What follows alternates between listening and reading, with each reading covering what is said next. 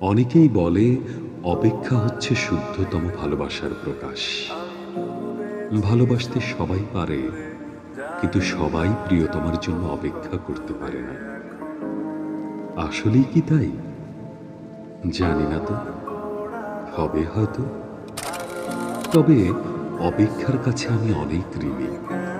প্রিয়তমার জন্য অপেক্ষা আমাকে পাখির মতো সহজ হতে শিখিয়েছে, শিশুর মতো অনাবিল হতে শিখিয়েছে, আকাশের মতো বিশাল হতে শিখিয়েছে, ফুলের মতো স্নিগ্ধ সুন্দর হতে শিখিয়েছে।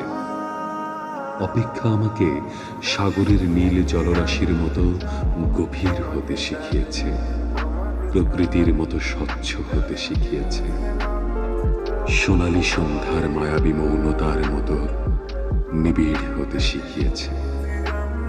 শেষ পর্যন্ত অপেক্ষা আমাকে কবিতার মায়াবী অনিন্দ ভুবনের কাছে নিয়ে গেছে। হৃদয়ের মধ্যে প্রতি মুহূর্তে অপেক্ষাকে পুষে রাখা কি কঠিন, অথচ আমি সেই কাজটিই করে যাচ্ছি প্রতি মুহূর্তে, কি নিদারুণ আনন্দের সাথে।